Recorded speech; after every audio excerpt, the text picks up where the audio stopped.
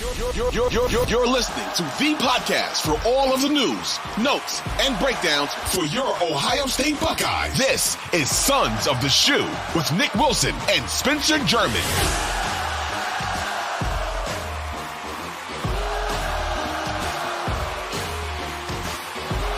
Oh, boy. Sorry. Turn the mic on would help. Where do we even start with this performance from the Buckeyes today? As, on some levels, it's the name of the game, right? You survive in advance. But on the other hand, let's just face it, guys. That did not look like a team that's winning a national championship, which is disappointing because the amount of talent that they have on that program, everyone's, getting on their asses about spending $20 million to put together their team, and you're still seeing a team that just isn't performing up to snuff when they need to most. So much to dissect, so much to get into. I want to welcome you guys into Sons of the Shoe. If you're new here, thank you. If you have been part of the show for a while now, thank you as well. You can find us wherever you get your podcasts: Apple, Spotify, the Odyssey app, as you guys know. Did I mention Apple? And, of course, the 92 Through the Fan YouTube channel, where many of you are watching along with us right now. And, there's a lot to talk about from this one. The Buckeyes survive, which is the best way, I think, to put it, 21-17. A scare from an unranked Nebraska team that a week ago lost by 49 points to a very highly ranked Indiana team that is kind of breathing down your necks in the Big Ten, on top of the Penn State team that you're going to face next week in Happy Valley, nonetheless. And I wrote a whole column about how this game was supposed to sort of be like a palate cleanser. You lose to Oregon in the way that they did, just dramatic fashion, comes down to the wire, and it's a disappointing loss. And in real time, I think we were all very frustrated. I think that came out from me during the post game show that night. But you had a week plus to reflect on it. And it was like, okay, season isn't lost. You lose by a point to Oregon, who jumps to number one in the country after that and is playing really good football, and they have a lot of talent in their own right. And so you can sort of reconcile from that one and be like, okay, you can still accomplish everything you want to accomplish. And, then you come out to this game and it's like, okay, this is a game. They were favored by 25.5 points, guys, courtesy of our friends at FanDuel. This was a game that you felt like gave them a chance to kind of fix some of the things in the Oregon game, get themselves back on track, and then, get ready for that Penn State game that is basically like that game next week decides their season. We'll talk more about that coming up here. And of course, we'll have the week ahead to prognosticate and look forward to that matchup with the Nittany Lions. But man, this was a frustrating performance from a team that I was expecting so much more from. And it's the latest, I guess the latest red flag during the Ryan Day era, as we all, I think, start to get, I think everyone's now rounding into form on the idea that Ryan Day maybe shouldn't be the coach here long-term. I guess I'll start with what I thought was good about today's game, because there's so much bad to get into that will take up the bulk of the show. But what I will say, I talk about the game being a palate cleanser, a chance to kind of have a clean slate. You're coming off a bye. I was massively impressed with the defensive effort today. And the performance. I mean, they stoned Nebraska in the third quarter at the goal line after giving them the short field. They all day long kept the offense in this game and kept giving them opportunities. And you were just waiting for the moment that the talent just took over, like it tends to do for Ohio State. And they just kind of go on some wild run and pull away. And it's not a close game when the final buzzer sounds, and that never really came. But the defense, stood on their heads, for lack of a better phrase, regardless, and was fantastic today. And it was fit. I did think like the ending of this game, being what it was, where there's some tense moments obviously there, and you have Dylan Raiola with a chance to kind of drive down the field and potentially win the game in dramatic fashion for Nebraska. And he ends up coming up short on that because Jordan, he throws a bad pass. Jordan Hancock sort of baits him into it, and he gets the interception to seal the deal. Like, that was a very fitting ending for a game that was obviously ugly from start to finish and had a lot of ups and downs to it where we all thought Ohio State might just give this one away and lose this game. So I was massively impressed with the defensive effort today. They needed a bounce back performance like that. I thought, one thing I think that was maybe notably bad was that clearly teams are going to use that Oregon tape all year against Denzel Burke. Like, they kept attacking him. Nebraska attacked him. Other teams are going to attack him. They know that there's maybe a little bit of a weakness there, which is not something we would have necessarily been saying about Denzel Burke before the season started. The one thing he's really good at is making fields in open field. Like, he makes those tackles for you, and he made a couple of big ones today to force Nebraska into some second and longs and third and longs, and that was good to see. But like, in coverage, like, teams are going to try to exploit him over and over and over again. And then on the flip side of that, it wasn't just him.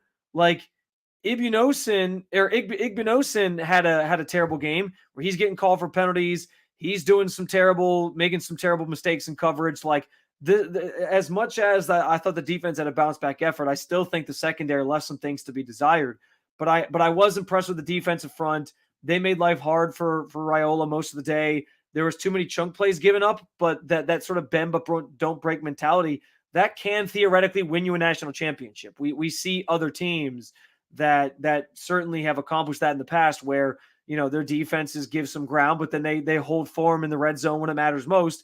And I think we largely saw that from Ohio State's defense today. You couldn't help that the offense was going 3 and out and giving them second,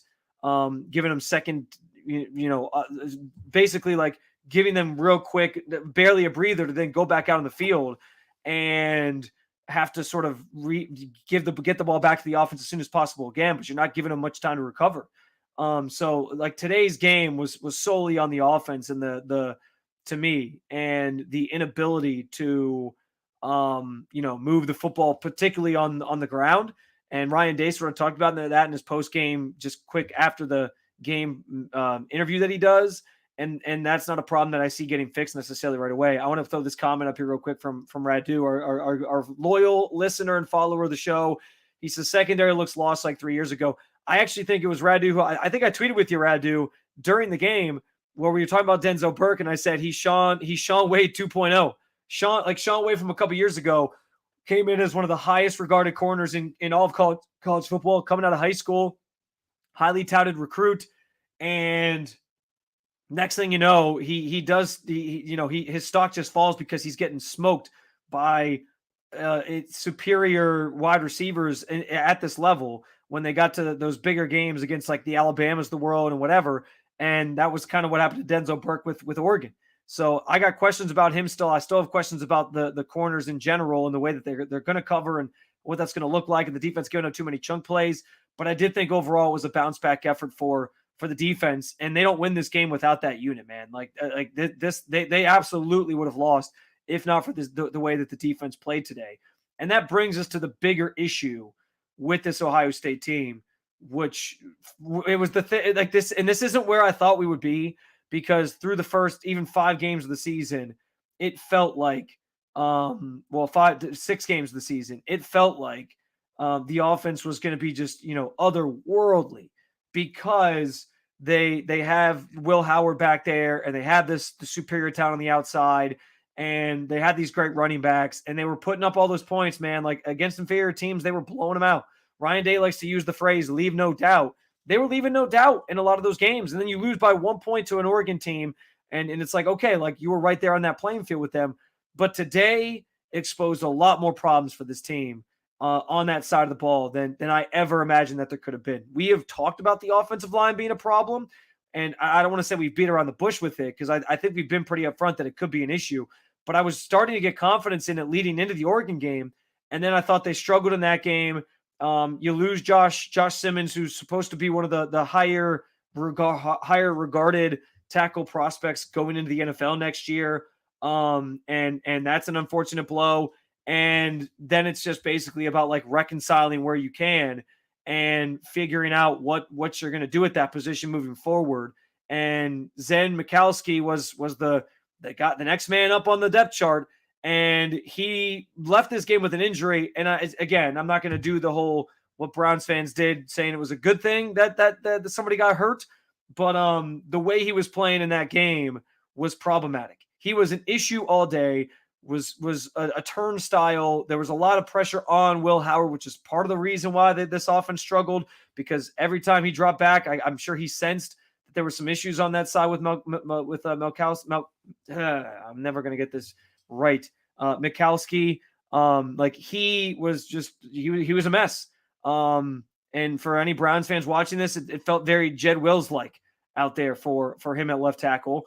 And then when he leaves, it was notable that the team shifted Donovan Jackson out to left tackle and brought up the sophomore Luke Montgomery as kind of from Findlay, Ohio, as kind of the next man up at left guard, which I was intrigued to see. And then they basically conceded at that point the drive because it was 3rd and 9, and they ran a screen pass, the one real play he was out there for, and just basically said, like, we don't trust, we don't want to mess with this. Like, we don't trust this iteration of the offensive line and the problems that we're having and the depth issues that we're having. So we're just going to run a screenplay and kind of say, okay, whatever.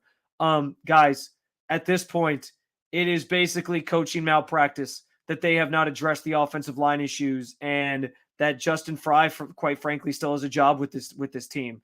I mean, it's ridiculous. Like, these other juggernaut teams out there, when has Bama ever had an offensive line issue? When have they ever not had depth at offensive line, where even if it's like a freshman player stepping up, you're like, oh, that's that next 5-star recruit player that they got to come to Alabama. Like, the fact that they have lost to Michigan, and I shouldn't even just say the fact that Ryan Day has lost to Michigan 3 straight years, and the narrative on all 3 of those losses was that they got bullied in the trenches on both sides of the ball, but mostly, more than anything, on the offensive side of the ball, and that their offensive line just could not compare to what Michigan was throwing at them on the defensive line. The fact that that is the case, the fact that that is a fact from those games, that he's lost to Michigan the last 3 years, and they haven't done more to address that, is coaching malpractice. It is malfeasance of the highest order, that they haven't made that more of a priority. And I understand, like, you can look and say, well, hey, they went and got Josh Simmons in the transfer portal last year because they were trying to address it. Cool. You can say that about obviously getting Seth McLaughlin, who Seth has played well this year. There hasn't been a lot of snaps over guys' heads and any of those things. I'm not trying to rip on Seth here and say that wasn't a good thing to go get an interior guy, a center, to add and bolster this group. But to stop there, like, all it took was one injury for this thing to basically just unravel on itself even further than we already had questions. Now those questions are just like downright problems. Like, it is quite obvious that they have no depth on the offensive line, and how that hasn't been addressed more, given how you've lost to Michigan the last 3 years, is frankly bullshit. It is bullshit of the highest order that this hasn't been more of a priority for this team. Justin Fry, I from my understanding, he's pretty close with Ryan Day, and maybe that's why he's kept his job to this point. But, like, what has he provided the last several years where you feel confident that, like, he's Ryan Day has basically saved his job on the back of, well, 2 things: that he doesn't lose to all the other teams. He just is waiting to get one of those signature wins over a top 5 team, which we'll talk about coming up here in a minute or in a little bit. And the fact that he is just an ace of a recruiter. Every year he's getting the top receivers, he's getting the top running backs, he's able to bring in the best quarterbacks or transfer quarterbacks. And defensively, like, they have Larry Johnson getting, defensive line talent. They've kind of gotten back to recruiting top corners and secondary guys again, and that's all very good to see. Awesome, fantastic, love it. But the one area that continues to be a problem for him during his time here, that they just can't seem to recruit, and they miss out on all the guys time and time again. There was a recruit, several weeks ago, mid-September, who was deciding between Ohio State and some other schools. I forget where he ended up choosing, but he didn't choose Ohio State. It's like every year, it's the same story, that they can't recruit offensive linemen. They miss out on all the top guys. And then every year we start the season asking the same damn questions about this group. We're like, oh, can the offensive line figure it out? How good is this group? And I actually had some high hopes for this year, especially on that left side with Donovan Jackson, with Josh Simmons. And what have we got to show for it? Well, Simmons gets injured, and now you're trotting out these second and third string guys like Zen Milkowski, and they're just woefully not prepared for this moment, for this team, for the stage. And it's a testament to, again, you're recruiting to that position. It is a joke. It is and again, it's if there's a reason why Ryan Day should lose his job, it's that he hasn't learned from that one fatal flaw in the way that he's built his teams. We always hear they're a finesse team. They win with Maseratis. They don't win with pickup trucks or whatever the hell you want to call it, whatever phrase you want to throw out there. That was on display again today. You don't have the big guys up front, and this game is largely won in the trenches. Like, even when Bama has had some down years, they've always had a good offensive line, and that has got them generally to the brink or the doorstep of still chasing titles because they know they can just dominate people up front. I don't know how Ryan Day has continued to miss the boat on that position specifically year after year after year. Like, what's the plan? What is the plan after these guys move on? Because like Donovan Jackson, he's going to the NFL next year. Same thing can be said about, if he'd even stayed healthy, about Josh Simmons. Like, he's going to the NFL next year. So what is your plan? What is your grand plan at offensive line? Are you going to go spend $20 million on offensive linemen because you just spent $20 million and you didn't think to address the offensive line more than you already had to this point? And what you had right now is just not good enough. I mean, I don't know how this team is truly a national title contender without an offensive line that you feel like you can get consistent play from. Today was a disaster, and they can't run the football. I saw Ari Wasserman tweeted this, and I think it's 100% true. When you see a team throwing the football on 4th and less than a yard to pick up a first down, that tells you all you need to know about their physicality up front and their offensive line. Like, I don't know how that just disappears when, again, because Simmons is done for the season, he's not walking back through that door. Like, he's gone. So sorry, like you're now scraping the bottom of the barrel of your depth chart to sort of piece this offensive line together. And I don't know that just gets corrected by all of a sudden playing more games. This was an issue that you've known about, that you could have addressed more in the offseason, and you didn't do enough to do it. So that is on Ryan Day, as are many of the issues with this team right now. And it's a problem. Again, that's got to be my biggest concern with this team moving forward at this point. Like, I liked how the defense responded today. I felt like the defense gave you a performance that at least made you feel like, okay, in a tight game, they can deliver in some tough spots and make some of the plays that you feel like can push you over the top for a national title. But is the offense going to respond? And it's just crazy to me that the same exact problem that this team has had the last 3 years in losing to Michigan is the thing that held them back today, and looks like it's going to hold them back yet again from achieving the ultimate goal that we set out for this team every year. And that's the other thing. I'm so sick now. We'll see how the next week goes. We'll see how the rest of the season goes. And maybe there still is the light at the end of the tunnel where they hoist that trophy. I'm not holding my breath. But like, if this is, I'm so sick of going into a season being like, this is the most talented Ohio State team we've ever seen, and they have all the parts and pieces to be a national title contender. I'm gonna tell you right now, I'm done doing that.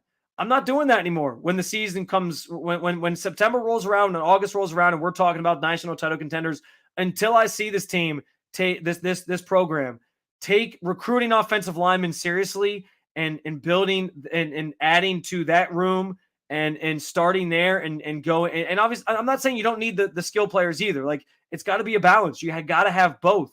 But until I see them take that position group more seriously and recruit that position group more seriously, I'm never calling this team a national title contender again until they prove it to me. Because, I mean, it's complete BS that we're still here 3 years after the first loss to Michigan talking about a team that is physically up front is not there and still tries to win this finesse style. And it's Einstein's definition of insanity, trying the same thing and expecting different results. The results, they bear themselves out today. That offensive line is a mess.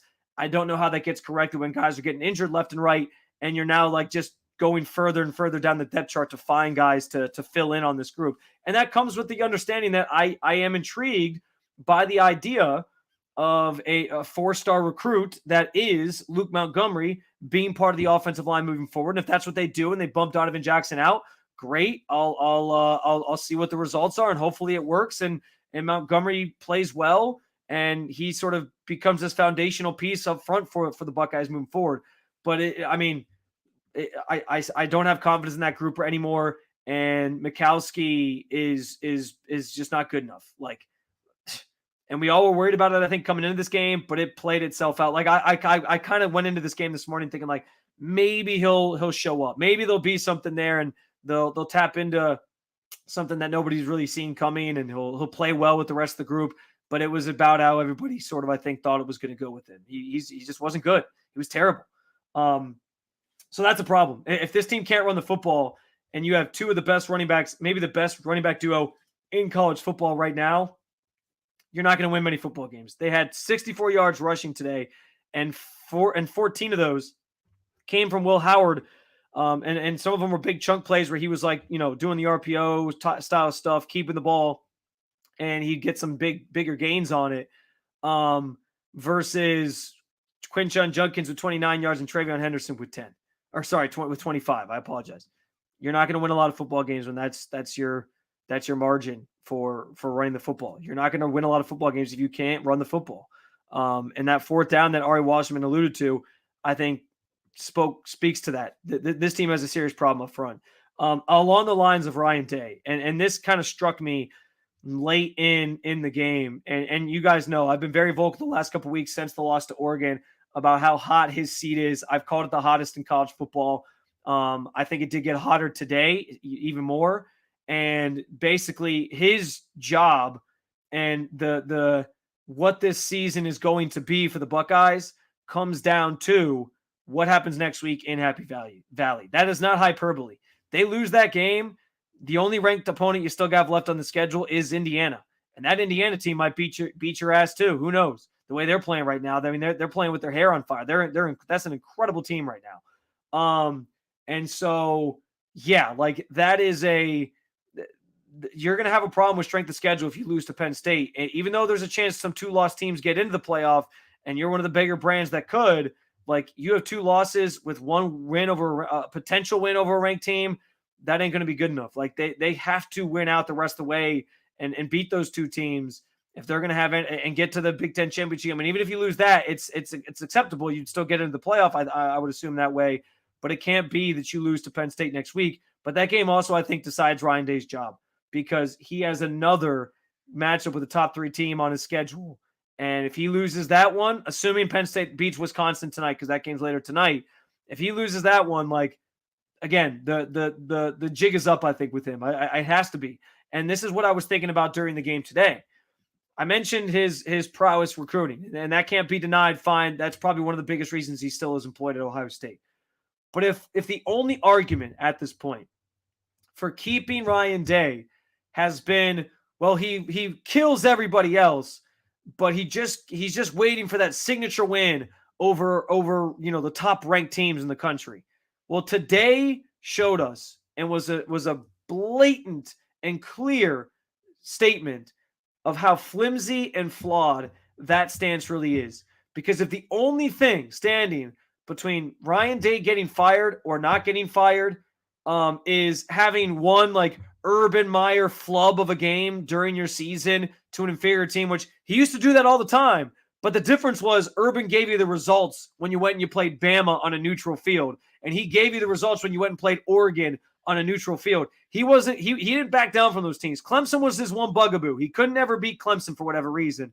But other than that, man, like he would have those flubs, but he would win the big games. Ryan Day hasn't done that. And so if the only thing keeping him from getting fired is this flimsy idea that, well, hey, he beats everybody else. Look at his record against non-ranked teams and the other Big Ten teams and whatever. If we're basically just saying, like, if he had lost this game today, if we all consensusly would have been saying, well, he should be fired, and that's the only that little tiny flimsy runway that he has, if that's the only thing keeping us between him getting fired or not, then I think we have our answer on whether or not he should be the long-term coach for this program. I mean, that's just facts, man. Like, if he had lost that game today, and there's people who are saying it anyway, it would have been critical mass, fire him, get him out of here, and it would have been warranted, quite frankly. And so if that's the only thing keeping us from not firing him is this idea that, like, well, he beats on everybody else and he's just got to – eventually his win will come against those big teams. No. This proved today that, like, because given how the reaction is, even after they won, we now know he can't possibly be the guy for this program moving forward. We'll see how the rest of the season goes. But unless some miraculous pull it out of your ass run happens and they go on to win the national championship, I don't see him being the coach of this team long term. I just don't. And that could mean he gets fired this year. It could mean he comes back next year and then he gets fired after next year. I don't know how it all plays out. But it just feels like they're going to be spinning their tires with Ryan Day unless, again, there's a miraculous run in this team somewhere. A lot of other things still to talk about from this game. There was a lot of ups and downs in this one. And I think one of the more notable moments had to be late in the game, the targeting penalty that was very, very controversial with Averill Reese trying to tackle Banks there, the receiver for Nebraska. And I mean, guys, at this point, I understand the rule is the rule, and I understand they were enforcing the rule there, letter of the law, what it's supposed to be. And I know everyone always looks for the helmet thing, but I thought Joel Klatt, who always does a tremendous job sort of painting the picture on these things, he explained, like, it can be shoulder pad, it can be helmet. It's about, like, you know, the launching and leading and going into a defenseless player. And that's what he was doing there, was going into a defenseless player. But I just don't we all saw the replay. It didn't look like he had launched himself. It looked like he was just trying to make a football play. He went in shoulder first, made the tackle in real time, two guys contacting each other. Like, the defenseless player part of that play is just so counterintuitive to the game of football. There are so many moments in a game where a guy catches a pass or, you know, gets spun around and then maybe he's defenseless or whatever, and there's nothing you can do about it. Like, that is part of football. We can't just scream defenseless player every time there's a close call. And so this was the latest example of why the targeting penalty is dumb and needs to be changed in some way, because frankly, like, the penalty is wrongly throwing out players from games, and it's been doing it for years for just simply making football plays.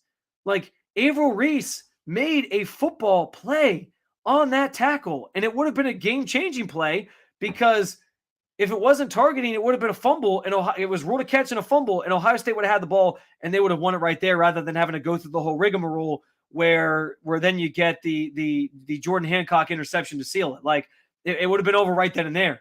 Like, it's embarrassing that this rule continues to rear its ugly head in this way and sometimes impact the results of games. But even when it doesn't impact the results of games, just is enforced so stupidly, and there's not really a clear-cut way to enforce it. It is quite literally trying to just like, we joke about turning football into flag football and, like, throwing pillowcases or pillows down in the field and saying, like, well, let's just tackle into very soft, you know, bubble wrap turf, and maybe that'll solve all the problems. And I understand player safety should be important, but, like, on some, this is where, like, when players talk about how hard it is on the defensive side to make plays sometimes, because you're already at a disadvantage when a guy's just, like, coming off the line right at you and you got to try to cover them without grabbing them. And then on top of that, you got to make tackles. But hey, don't lead with your head, don't lead with your shoulder. Got to make sure they're not defenseless before you hit them. Like, what is Reese supposed to do there? Let him run free for an 80-yard touchdown, a 70-yard touchdown? Like, I don't know what some of these guys are supposed to do. It's the same thing we've talked about that's been talked about in the NFL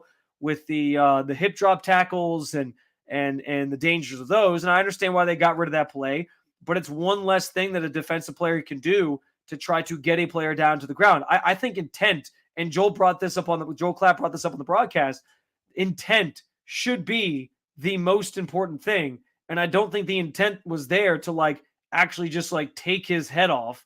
It was clear that he was trying to make the tackle the right way, the way that it's taught, lead with the shoulder pad, all these different things, and it just blew up in his face. But that was an embarrassing moment. The fact that Will Howard threw that terrible interception was a bad moment. The offensive line just being awful was a bad moment. I'll say this, like, there's something to be said for the idea. I also think too,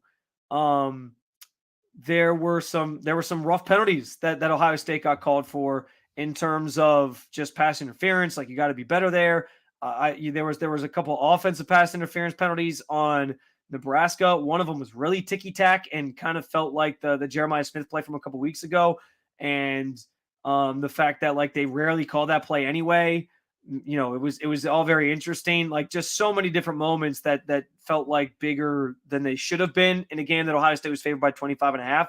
And that's where I put the biggest blame, is on a team that is this good, this should not happen in any way, shape, or form. Now, I will say, like, dud games happen. And I was actually in sort of a debate with a friend of mine on X about this after the game. Like, the idea that, like, I think I tweeted sort of tongue in cheek, but also now I feel like it could actually be accurate. Penn State by 1 billion next week.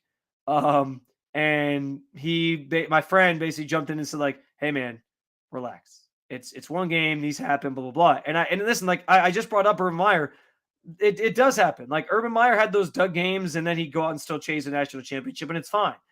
The difference though is, like, Ryan Day's margin for error is way thinner than Urban's ever was. And for a team that's so hyped up and also coming off of a bye, like I talked about how I hated the bye week after the Oregon game from the start, because I maybe I shouldn't have assumed a win, but I said, like, if they win that game, then I don't like that or I said I liked it in the beginning because you come down from this high of beating Oregon, and then it's like, okay, you have a chance to kind of recoup so you don't kind of fall into that trap of, well, now we got another game next week. And then I actually said I wanted another game the next week after the Oregon game because of how that game felt. It would have just been nice to get football a week later and see how it kind of worked itself out and if they could get back on track. So to come out of a bye after you already lost a game and give that performance was embarrassing all around. And it's another red flag. It's another indictment on Ryan Day. And so this does set the stage, and I will get to like it, love it, leave it coming up here in a moment. But this does get to the conversation on what awaits the Buckeyes next week in Happy Valley.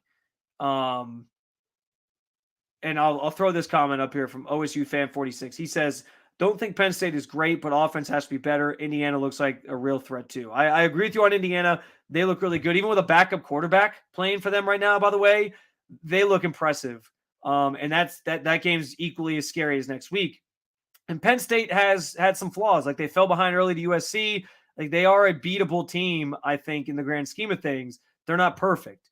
But, like, the way Ohio State played today, and maybe part of this was they were just overlooking Nebraska and getting ready for that Penn State game because they know how massive that game is for the parameters of their season and where they're going to go from here. That could be it.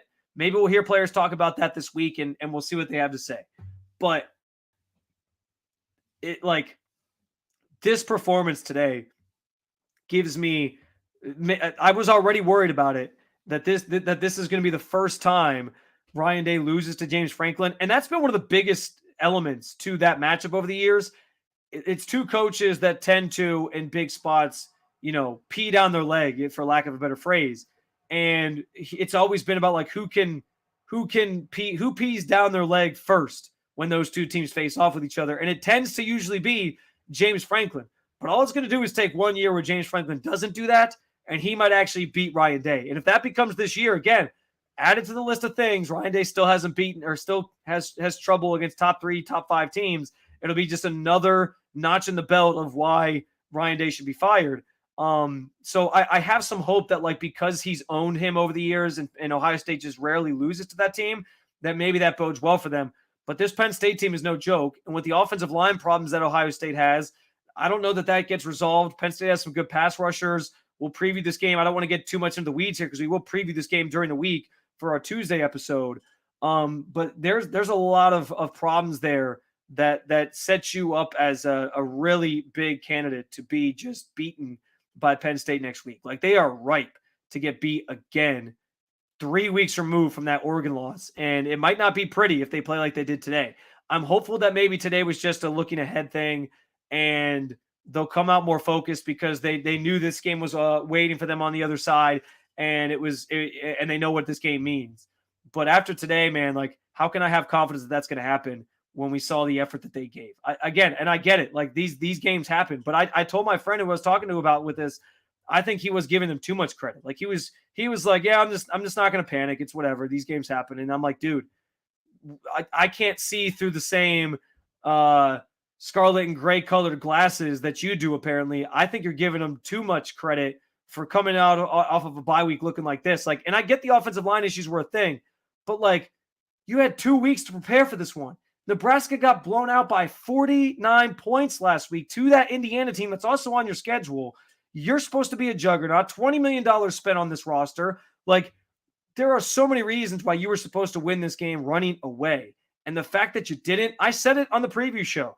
I wanted to see a team that would run away with this game and just absolutely dominate in some way, shape, or form. We didn't get any semblance of that. I thought I called it. I said at the top of the show, it was a palate cleanser. It was supposed to be a game that made us kind of feel good again about the Buckeyes and reestablish, like, okay, there's still that team. This did the opposite. Now I'm panicked about Penn State. If we had a Penn State panic meter, it would be full on bright scarlet right now. Like, we only do the Michigan panic meter on this show, but if there was a Penn State panic meter, it would be glowing, the darkest shade of scarlet you could find. And because I'm nervous, man. Like, this game is not going to be a cakewalk.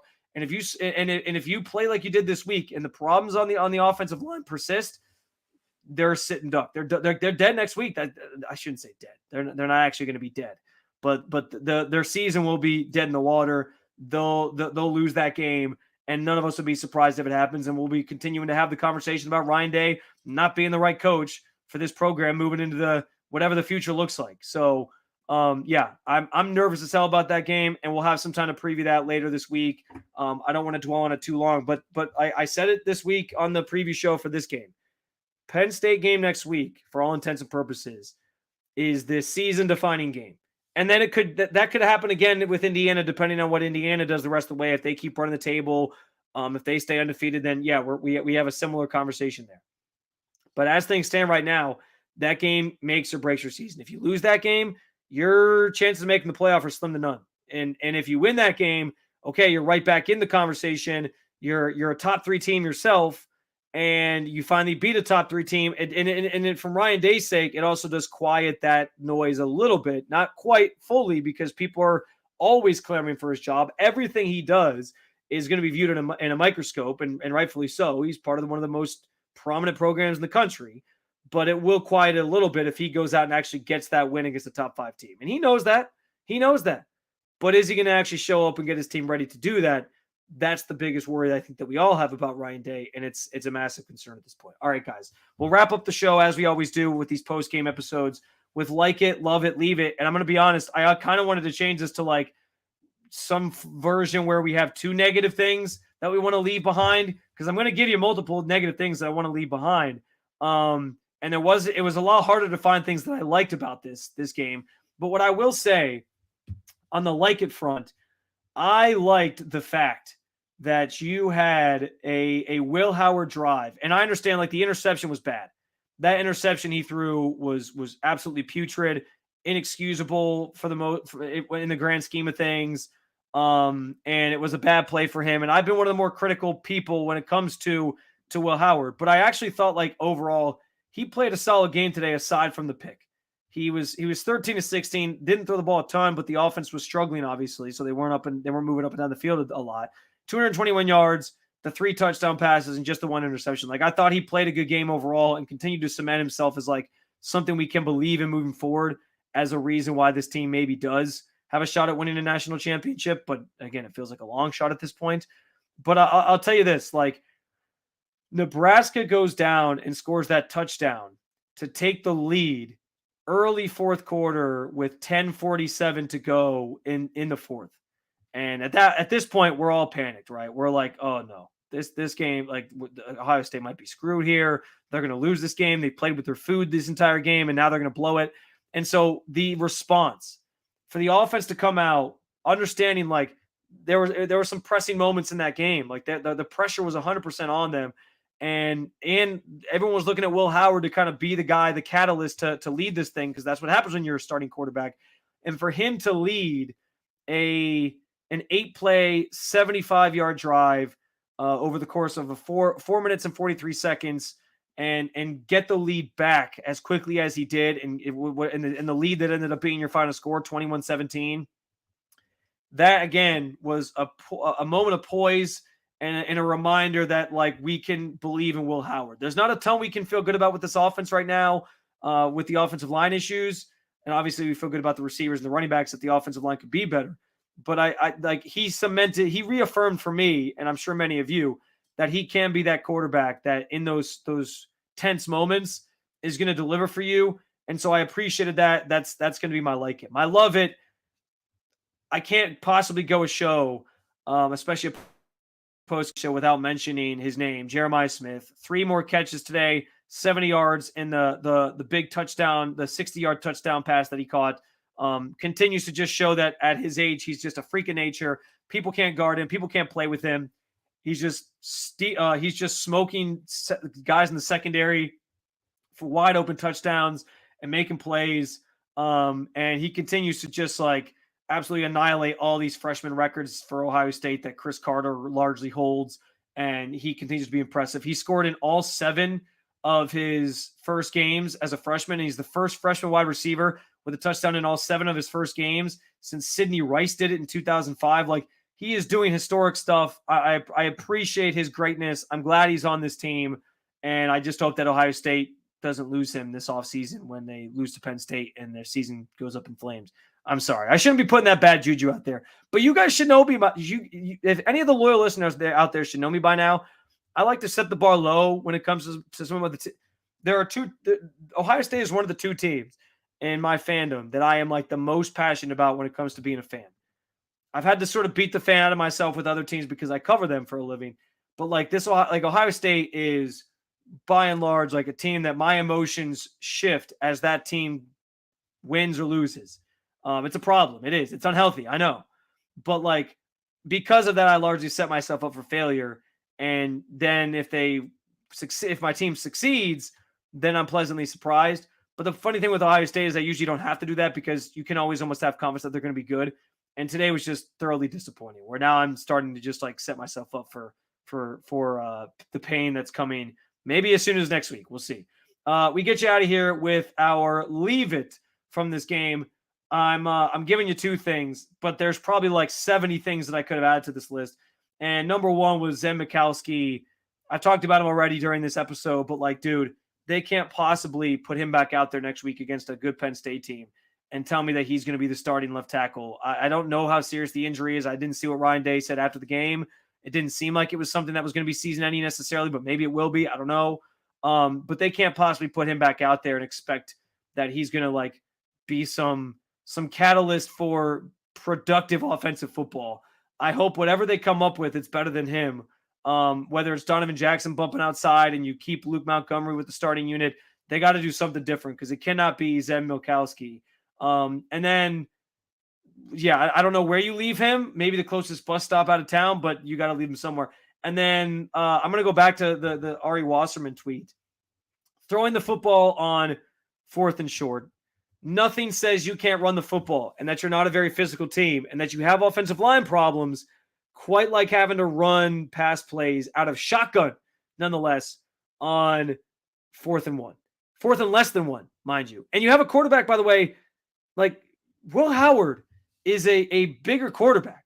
He should be able to QB sneak it. Just line him up right behind Seth McLaughlin and let him fire away. But that shows you how much faith Ryan Day has in his offensive line right now, and it's not very much. And he kind of dodged that question after the game where he was like, we got some things to work on the offensive line. But the defense was great. He tried to end his answer with the put lipstick on the pig, how I started the show with the positive and I ended with a whole lot of negative. He did the opposite because he knew his offensive line is putrid right now.